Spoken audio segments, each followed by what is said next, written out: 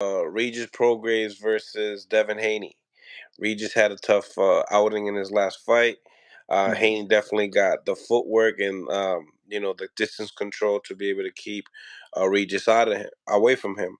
Is that fight? Is it closer than what people think, or is there like a big skill gap for that? Before I answer that, I want to go down to the last comment, the Real Royal. While people are talking like Frank lost the fight or it was close, did you watch the fight? It was a close fight. If he didn't knock him down those last couple times in that last round, that fight could have been a draw, or it could have went the other way.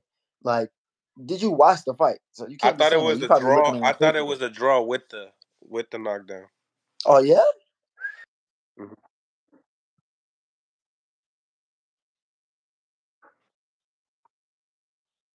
It could have possibly been a draw for the knockdowns. But you saying that, I can't argue that. That's not, by you saying that you thought it was a draw even with the knockdowns, I can't argue because it was some rounds that was real flip to flip. So yeah, bro, you gotta watch the fight. If you didn't watch the fight and you're just looking on paper, looking at the scores, I don't think that dude did much to Frank. Listen, if you know how judges score rounds, then you would understand why we're saying what we're saying. But back to your question, I feel like Devin has the upper hand when it comes to size in terms of his height, arm length. He has really long arms. He knows how to use his jab very well. And the main thing I feel is his footwork. I feel like Regis is too flat-footed, and that's going to be difficult for him trying to catch up to Devin because Regis is flat-footed and he's short. You know what I mean? He got to be on some real Mike Tyson joint for real to be up in Devin's chest. And then even with that, you're going to be running into, some fire with that as well too. And people, think that you could just run in and walk through Devin's shots. But listen, Devin is undefeated for a reason. He has respectable power. He might not knock you out. He might not even drop you, but he gon' tap you up for sure and use his IQ. He's gonna use his IQ for sure to make sure he wins this fight. Yeah, I see him outboxing Regis. I like Regis though. I really do like Regis. If Regis can rough him up, because I've seen when Lomachenko is roughing up Devin don't really like to fight in the inside. If he rough up Devin, and if Devin don't have an answer for that, you might see a more entertaining fight.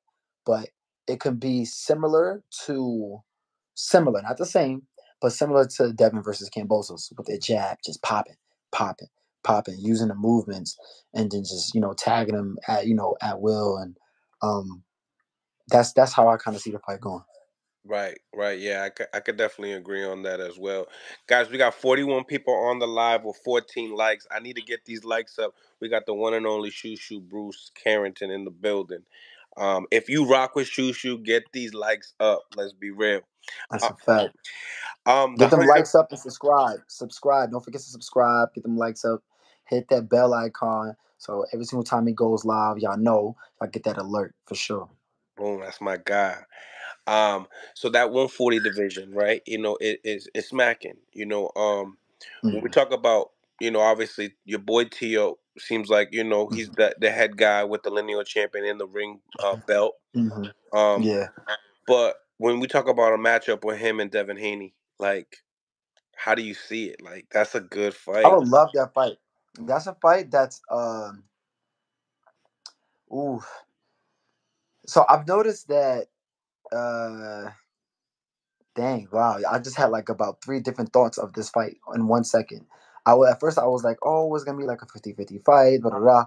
But then again, man, Sandor Martin gave Teofimo a tough time. He gave him a tough time. Yeah, he's southpaw. But I felt like it was more so of the foot movement. If you're right there for Tio, I feel like Tio can definitely have more of a chance of tagging you. But if you're hitting and moving, it's gonna be a little tough. And then him adjusting to that, it takes him forever to adjust. Yes, styles make fights, and I noticed that particular style, that boxing style, being on your toes, is a little difficult for Tio, man. If Devin can do that and maintain that throughout the whole 12 rounds, which I think he can, he might come out victorious. but Tio can also make it rough. Tio definitely make it gritty in there for you, and I like how Tio's explosiveness. Tio got that power. Like you get caught with Tio, he gonna definitely make you honest. He gonna keep you humble, and yeah, he definitely changed the fight with that power. He's like super athletic, bro. He's probably the most athletic guy in that division. Um, that'll be an interesting fight. I honestly wouldn't know who the winner would be. Yeah. Yeah. Do you feel like Tio could actually outbox Haney? No, no. I can see more of a chance of Haney outboxing Tio, but Tio can make it difficult for him if he roughs him up, like strategically, not on some straight aggressiveness, but defense tight, catching certain shots, parrying a lot of shots and then countering well and then dictating the pace at that.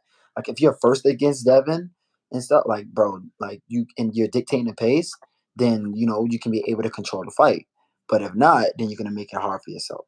So Tio would have to do that to be able to make the fight easy for himself. Yeah. Right. So you believe that Tio eventually needs to be able to impose his will and Hmm. hurt, Haney for several rounds, or not, For or sure. even knock him out, or try to knock him out. Yeah, You for think sure. he Maybe a could? couple knockdowns, whatever. Like it could happen. He got the Hmm. power for it. That dude is strong, man. That dude is strong. I've never been in the ring with Tio, but I'm seeing what he's doing. Like, you know what I'm saying? We're all seeing what he's doing. He goes up 140, fight Josh Taylor, which is dude is a problem. Josh Taylor is a problem, bro. And he is easily just dismantles him like that. That was a beautiful performance from him. Like, bro, he's a real deal. He's a problem. People was trying to write him off. Just like people in the comments in here. But nah, I'm gonna stop messing with y'all.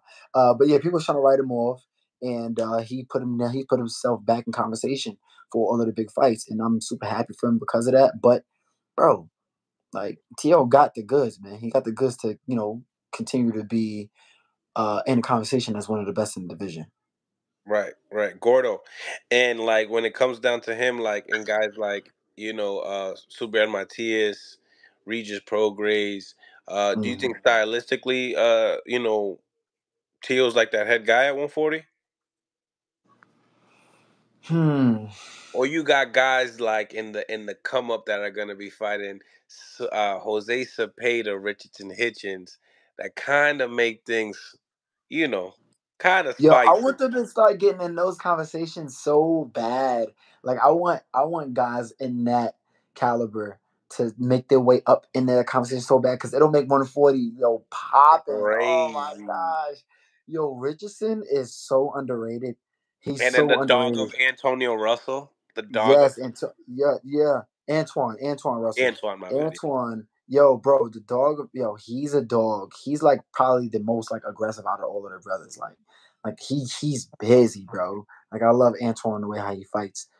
Richardson, I think he's probably the most underrated out of the group because of people they see his boxing style. They see he's sharp, they see his IQ, but they be trying to sleep on his power and stuff like that or whatever. Again, bro, respectable power.